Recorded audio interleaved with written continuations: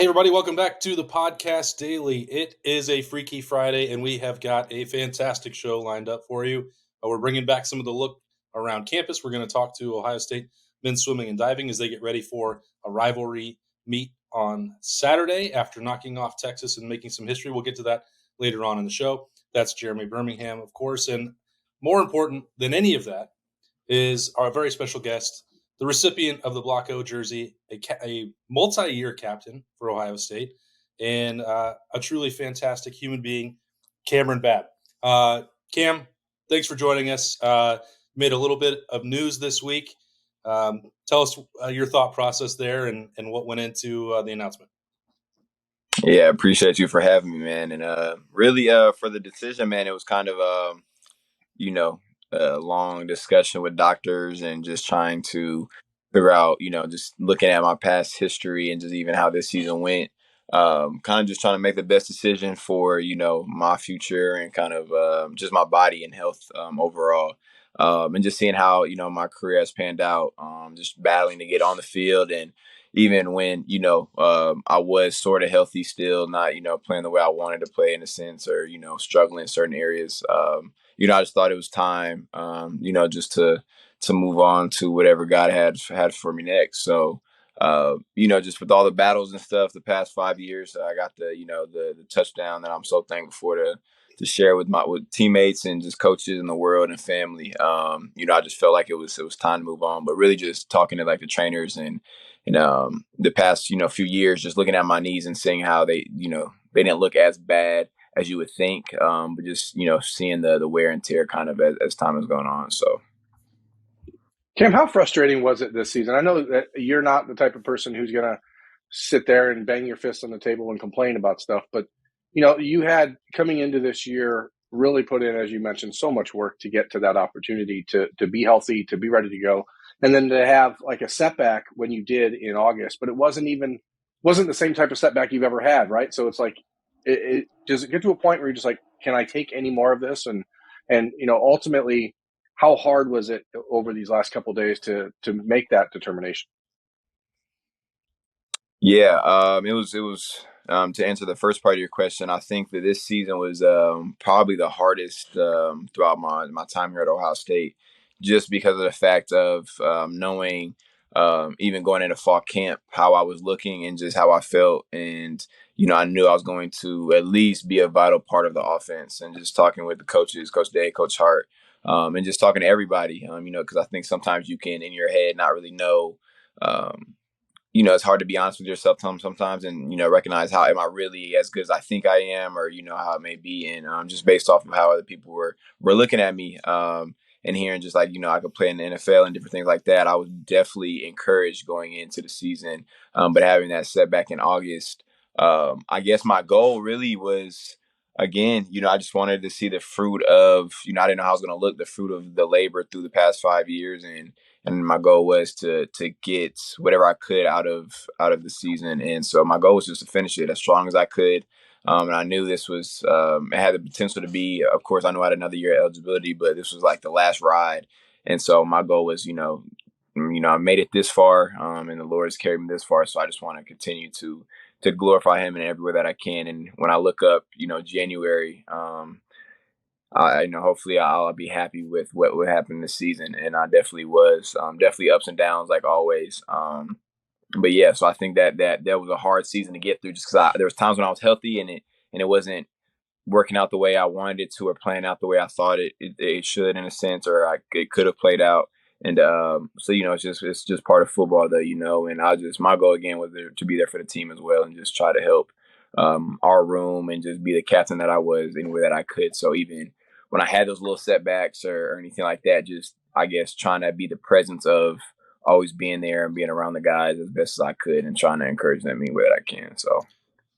Cam, we got. Did it feel like a little bit just snake bitten? I mean, the 1 year you were sorry, Austin. I wanted to ask, the 1 year you were like your healthiest was the COVID year. Like, it doesn't ever feel like it was just a little bit like just a series of bad luck that like you couldn't have scripted it. Yeah, I guess you could.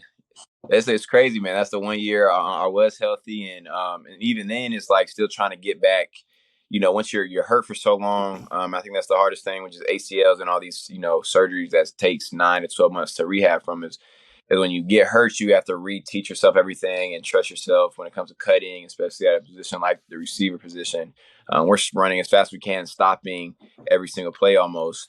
So it's definitely, having those questions of, that will never really be answered. I just know, again, just leaning on my faith in the God that I serve and just knowing how even my story has impacted so many people today.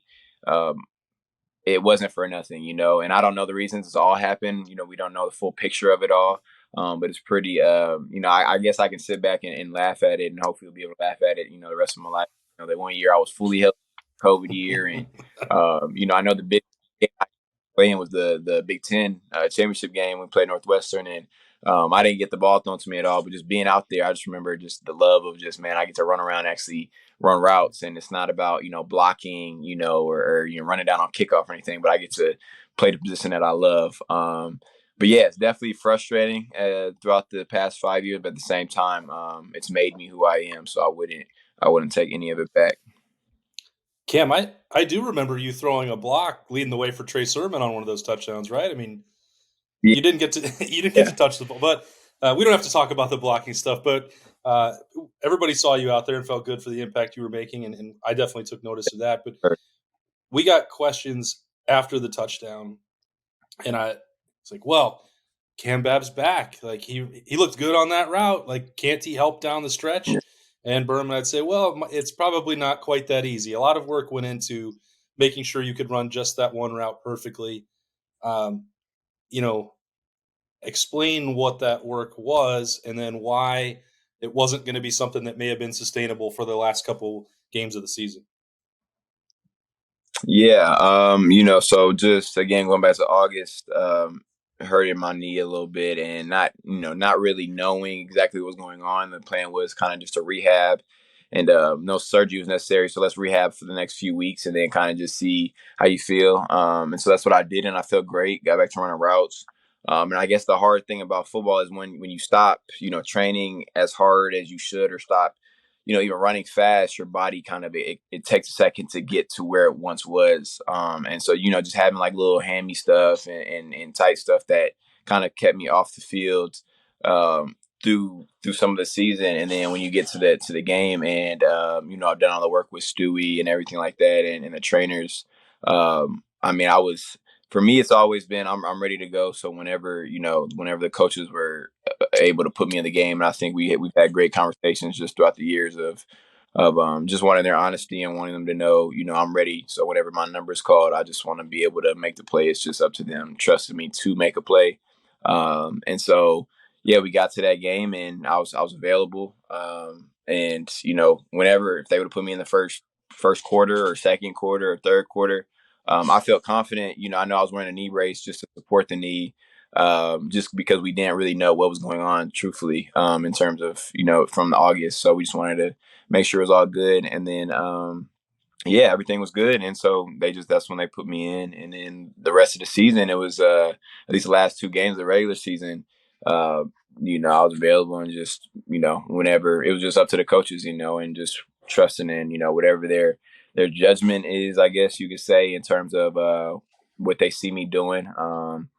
And so, yeah, I definitely wish I could have been out there and I was available. So, but, I wouldn't take anything back and I just let God kind of handle it all. And so, I'm definitely grateful for Coach Hart and Coach Dave for just sticking with me in the past 5 years and allowing me to even get that moment and just be there for the team the way that I was. I guess the biggest thing is like, dang, Lord, I just wish, not wish, but it would have been cool because guys in the Woody see what I can do just at practice and just seeing that I can, play the position at a high level when I'm healthy. And so it's just wishing, the touchdown was great and I wouldn't take any of it back, but just the thought of, dang, I wish somebody could see, okay, let's throw the ball to Cam, let's have critical positions and game. That'd have been pretty cool. Cam, that series against Indiana, I mean, is there a part of you as that's unfolding where you're like, please don't score, please? Because a couple plays before the touchdown for you, there was an opportunity for other guys to get in the end zone. Like, was there a moment where you're like, don't score, Like where you thought about like just maybe tripping Yeah. someone or?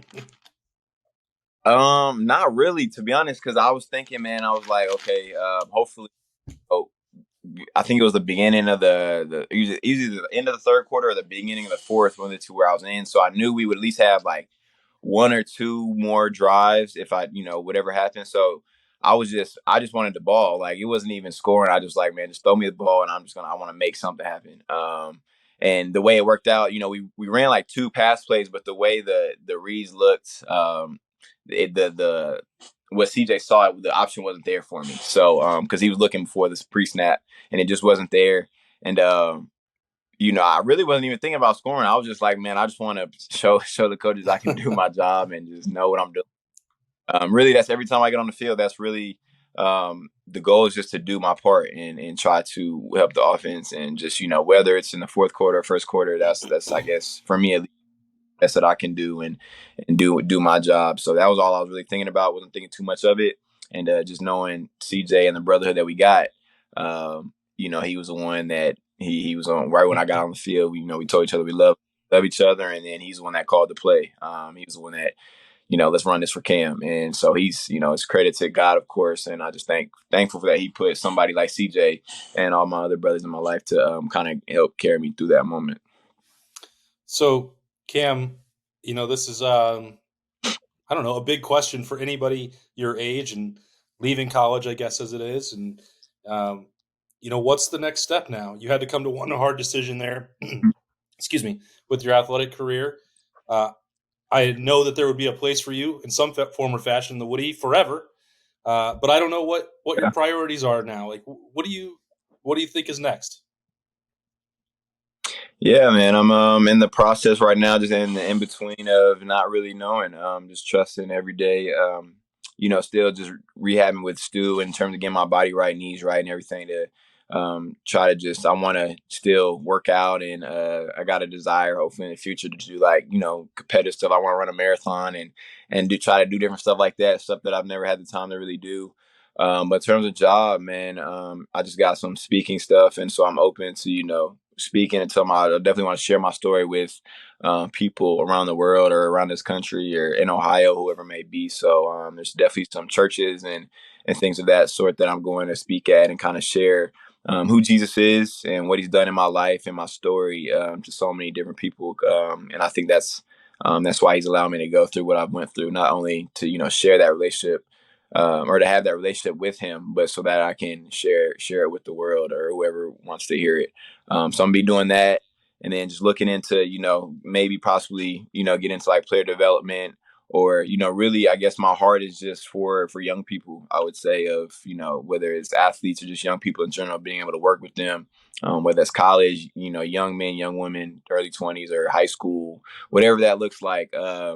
And just being able to again just be kind of somebody there to inspire them and help them along their journey and kind of share my story and what I went through in my short 23 years of life and kind of help them any way that I can. So right now I just know traveling around kind of the country with to certain churches and certain speaking events to kind of allow my testimony to be what it is for whoever needs it. So the question of what my career will be is still up for grabs, and I'm gonna take some time to figure that out. I plan on trying to travel, and I'm planning on trying to go to Israel in April. Actually, that's something I've always dreamed of doing, so I'm gonna try to do that because it's kind of the best time to do it of this in between state. But hopefully soon I can definitely have a better answer of this is what I'm doing right now, and so yeah. Cam, I know that you are not the type of guy that will ever say you have regrets about anything.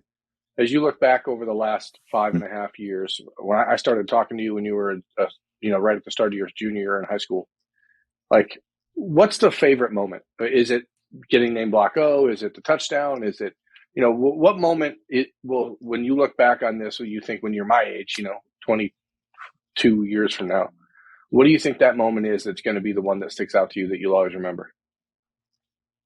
Yeah, obviously it's the touchdown is definitely right there number one. But I would say just something simple of just I would say I'll remember just all the times, not even the games, but just the times with teammates in the weight room or before the game, just in the hotel or just in the off season, like just being able to hang out, like something we do this, and just ride scooters around or just chill and play the game or just, just certain stuff like that. I look back on just my career or just being at Ohio State, and just talking to guys previously that were here before, like even Cam Brown and Chris Olave, like we reminisce on just freshman days in the dorms. Like those are the moments that I think that I'll cherish forever. I'll cherish the touchdowns and all the the games that I was able to be a part of, but mostly is just the environment, just being able to hang out with so many different people from around the country, and after these 4 or 5 years, just knowing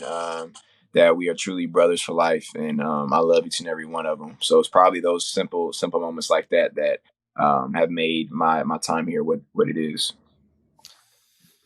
Cam, Byrne posited earlier in the week that you spent so much time with Stewie that you probably have like a physical therapy education track. Like, yeah, you have any interest in that, or are you ready to be done with the training room once you're done with this and get ready going around the country? Yeah, no, I make all the time. Like if there's ever a job where it's specifically ACL rehab, like, and that's like the job. Um, Definitely, I would definitely sign up for that, man. But no, I think definitely something that I would. School. I know you got to go to school and stuff and all that for rehab and just be a trainer and all that. So I don't know how that would look, but in terms of just my resume, in terms of just working with Stu and it's kind of ironic because throughout the years, yeah, and Stu does a great job of adapting and changing things up. So he would adjust workouts and different rehab sessions to make it not boring, but like trying to make it like a football move or some type of um like again sometimes a movement that you do when you're playing the game of football, so it's not like you're just out here you know doing these Doing exercises that leg you extensions the suck whole to time. do. Yeah, Yeah, so it's like he's doing balance drills and different stuff, catching the ball for a receiver like me or so he makes it great. And so I think now it's to a point where if he were to tell me, okay, I need you to do this, this, and this. I could do it and kind of know how to maneuver the rehab process and this. So, but yeah, we've had that talk in the past of if a job opens of needing a rehab specialist or ACL specialist, that I would definitely be first in line. I would hope for that job. So. I want to be clear. I also did say that you should probably be the guy mentoring with CJ Barnett to follow up in his role because I think that's something you'd excel at. But I'm curious. If you brought up Cam Brown. We're down here in Florida getting ready to do some work with him, and when you go back to you guys in high school teammates at Christian Brothers College and St. Louis, like, what is it like to know that you guys have come through all this and everything that you've been through, that Cam's been through, and now your path is different than his. He's working towards hopefully the opportunity to play in the NFL. You've had to go a different way. Like, how close are Yeah. you guys still, and what does it mean to you that you guys have been able to get through this together? Yeah. It's really amazing when you think about it. I met him when I was like 14, back freshman year of high school. And when he went to a different school, um, the first semester of my freshman year. But just remember hearing, we knew about each other growing up and stuff like that. But I remember just meeting him and seeing where we're at today and just knowing that, God allowed us to come to this school together and, be at CBC in St. Louis together and then come here at a school like this. And then seeing what he's about to, the experience and what he's about to do, going and transitioning to the NFL. It's definitely a blessing. I'm just thankful, and that's he's somebody. He's family. He's my brother, and he'll be there. I'll be right there with him, and he'll be there for me the rest of our lives. And it's just it's a bond that I don't take for granted, and I'm very very thankful for it because there's a lot of moments just here at Ohio State when again that I didn't even know. Maybe people didn't believe in even me continuing to play or even myself at times, but he was always there. And it's cool because he knows what I can do, and just see me in high school and knowing the type of receiver and just type of man I am. and the man I've grown into be. He always believed in me. He was always the one telling me, he's even telling me now to go pro day and try to go to the league and do different stuff like that. So he always sees the best in me, and I definitely always see the best in him because I know he's such a great, not only football player, but a great young man. And I'm very excited, and I'm just excited that he gets to have this experience of going through, the draft process and combine and everything that he'll be able to get to do pro day and all this stuff. But being able to see him live out his dream, he just seeing that and just knowing the conversation we've had since we were in high school and knowing where we both can be and could be. It's amazing to see it kind of unfold before our eyes. So I'm one of his biggest supporters, other than his mom and dad. But that's a brother that I'll have for life, and I'm excited for him. So it'll be a good time for him. Well, I can say for sure that there are a couple huge fans of Kamryn Babb that they are hosting this show right now, and we have appreciated. I mean, I'm amazed by it. We could talk to you all day, Cam. We're not going to. We're going to let you go. But your journey has been incredibly inspirational. I don't know anyone who could have possibly handled it any better than you. So I don't know how often we've had a chance to say that to you directly, but you are an inspirational figure, and I can't think of anything better for you than to take that message out there and spread it as far and wide as possible. We're happy to do our part whenever we can here on the podcast, and we sincerely appreciate you joining us today to talk about what's next. I appreciate you guys for having me, and appreciate everything you guys have done for me the past, 7, 8 years, however long we've known each other. Always supporting and giving me as well. So, I don't take it for granted, and I definitely appreciate it. All right, that's Kamryn Babb. We man. have one more Freaky Friday interview to go with Ohio State men's swimming and diving, so stay tuned to that. But for Cam and Berm, I'm Austin. That's going to cut it end it from here. Stay tuned again for that interview. We'll talk to you later. All right, everybody, it is time. Freaky Friday is back with another look around campus at Ohio State. We've taken a little bit of time off, especially their busy season there for Ohio State football, getting ready for the Peach Bowl. But, there's a new semester going on for the Buckeyes and a lot more big wins being piled up. Today, we have got three members of the Ohio State men's and swimming and diving team. They are ranked number 12 in the country. We've got JP Kuzem, Thomas Watkins, and Lyle Yost, all giving us some time. Appreciate that greatly. Why are they here? Well, a couple of reasons. There's a rivalry meet on Saturday morning, so they've got to get ready to go up to the state across the board to the north, and they're trying to get a big win there. And they're riding some momentum because they just beat Texas in a duel last week, and that was the first duel loss for then. I believe Texas was number 1. They're not anymore because Ohio State beat them. The first duel loss. Yeah, that's right. They dropped to number 2 they are number 2. Lyle's got it. All right, he's giving me the signal. They were number 2. They're staying number 2. I'll get my facts straight. I'm trying to catch up. But anyway, this part's correct, Lyle, right? First dual meet loss in 3 years for them. Yes, sir. Yes, sir. I think, sometime in 2019, they got beat by NC State, but since then they've been undefeated. One of the better swimming and diving programs all around in the country, and we kind of handed it to them. Yeah. What's the celebration like when you accomplish something like that? The season's long. I know that you guys want to accomplish more things over the next couple of months, but when you do something like that, and it is a little bit of history, what's it like for the boys when you guys get out of the pool and celebrate a little bit? JP, go. I think for a lot of us, it's just another step in the road. We didn't go into that meet thinking we were going to beat them, and we showed up and we raced. And I think it's just another step in the road on the way to Big Tens and NCs. So, Thomas, it can't have been just all business. Come on, give me something. No,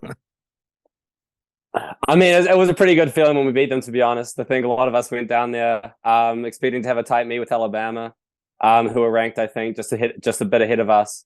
And Texas, they've been a dominant program for kind of, the past decade.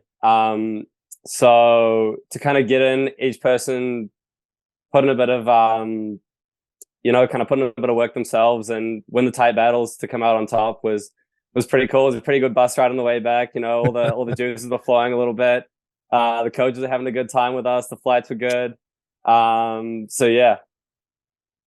So Lyle, JP suggested that maybe you guys didn't go into the weekend thinking that was possible. When, and then you said that you guys kind of rolled. When did it start to feel like maybe something good was going to happen? Something special could happen last weekend for you all. And when did that momentum maybe switch? Well, definitely, as we've stated, Texas is one of the best, most historic programs in the whole NCAA. And yeah, going into it, we knew it was going to be a challenge. I mean, we were expecting this to be a hard fight leading into Big Tens. And I think to come away with a win was really huge for us, for our confidence, for understanding what we can do as a team. I think, we had we went a real long time on that day one before we lost a race. And diving on the first day was a little tough too. We're just coming off a training trip. We were all pretty beat up, but we managed to pull it together on the second day and put a couple points on the table, and it was exciting to watch the points start to stack up and realize, hey, like we've got a real shot at beating this historic program. And that was that once we realized that we could do it, the energy just rose from there. JP, when you are looking at this and referencing the road ahead and the next step and trying to get through the next 2 months to where you all want to go, a lot of that is reliant, I feel like in every sport, on the chemistry in a locker room or on a roster, on a team, however you guys phrase it for, the swim roster there, swimming and diving. Ohio State, the football program, refers to the brotherhood. What is it for swimming and diving that resonates? What do you guys call it? What's the energy like when you all are together? I mean, it's definitely a brotherhood. Everyone does everything together, basically. We all have each other's backs, and like showing up at the meet, like, you can trust your brother on the side and they're going to do what they need to do. And, you're going to do what you need to do. So yeah, it's definitely a brotherhood, and the culture this year has been amazing. And yeah, we just keep pushing each other in practice and at dual meets, and we're excited for bigs and NCs. Thomas, that's a lot of you guys you're doing everything together. That's a big pack of Buckeyes rolling there. Like, what all do you like to do when you're not handling business in the water? Yeah, well, there's, I think, around 40 guys on the team right now, so it's pretty tough to kind of be moving as a pack like that. But no, so our swim program is split up into 5 zones. So we're all kind of, I think there'll be about 10 groups of guys in 4 of the zones, and one of them specifically girls sprinting. So that's it promotes this idea of small unit cohesion that we like to talk about. Mm-hmm. So in those tighter groups, we like to we develop closer bonds with those guys. I live with 3 other swimmers in my house. We all kind of live together as well, whether it be in the dorms or off campus, like the upperclassmen are. But yeah, we'll have team dinners, zone dinners. We'll get together outside the pool all the time when we see each other around campus, dap each other up, that kind of thing. So no, we've always got a good team, a good culture going on, and yeah, it's exciting. Okay, so one thing that we love to do on Freaky Friday when we look around, name, image, and likeness. Well, apparently it's not legal for everybody on campus. I learned last semester that the Canadian athletes were not still able to take advantage. So sometimes I get myself in trouble asking what deals you specifically want or could have. But if, hypothetically, what we like to do is what you would like to be your sponsorship, whether that's in Columbus, somewhere you like to eat, I don't know, something you want to wear. What is your ideal NIL partnership? I already know what Thomas is going to say, so he gets to go last because we have a lot that we can talk about there. But Lyle, where would you go? Who do you need to deal with? Great question. So for my first NIL deal, I would be interested in working with a company out of Cleveland, Ohio called Land Moto. They are an electric motorcycle startup. Okay. Yes, and I have been keeping an eye on their company for a little while. I'm really excited with the direction they're heading. And always excited to support a Cleveland company, and I feel like it's a company that I could grow with, and they could grow with me. And yeah, that's my target. Wait, so how did that get on your radar? Honestly, the way it happened was my dad sent me something. I don't remember if it was an article or if it was something that they posted online, but just some of their content. And he said, "Hey, like, check these guys out." And he's showing me just like back when there was just prototypes before they had actually gotten to manufacturing and distributing the bikes. But looked into it. It's a company and a message that I can get behind, and it's if that is definitely somewhere that I would like to go. All right. I love that. Something that I wasn't familiar with. We're bringing it to light. That's perfect. JP, what do you got? I think I'd probably go Chipotle just because, after a long day of training, it's always nice to eat a lot of food, and Chipotle will always fuel you up right away. So, yeah, that would be nice. That'd be really nice. Okay. So a long day's training, like how many calories per day are we burning? Close to probably 5K plus. Okay. So you just get to go order whatever you want. That's nice. That's helpful. Yeah. All right. So we've got Chipotle. And then bring us home, Thomas. Yeah, well, I was telling Austin before the show that my boys and I like to go down to Roosters, get some of the Carolina Gold wings, fried mushrooms, fried pickles, all that jazz, mac and cheese bites. So I definitely have to choose Roosters. Yeah. That's right. A big fan of Appetizer Tuesday, which did go up to $3 at the turn of the year. So, that's a little bit of a hit to the wallet, but it's well worth it. So he's got those flavors. Nicole, I'm sure, she's going to see this. She'll take care of you on that front. So we'll get you something. I mean, it might not be a major deal, but maybe the next time you're at Roosters, that part will be picked up. That sounds like a good enough deal to me. Thank you. Yeah, perfect. All right, guys, what's going to happen on Saturday? We're going to go beat them, right? Yes, we are. Okay. Yeah, I think we're favored on this one. I mean, my first 2 years here, Michigan was a team up north. It was a really powerful program. They had won Big Tens the past 2 years by landslides, pretty much, and they had a few key losses after my sophomore year, and they weakened up a little bit. And last year was the first time that we beat them, and we beat them quite comfortably. And this year, I think we're favored to go into the meet again. So we're going to go up there and take it to them again, do a repeat, and then get ready for Big Tens in a month or so. All right, Ohio State making some waves there in the rankings. They beat Texas. They won the dual meet last week. They made a little history, and now they're heading up for a rivalry duel in Ann Arbor this weekend. We wish these three guys the best of luck in the water, and thank you very much for joining us on Freaky Friday. Thank you so much. Yep. Thank you. Go Bucks.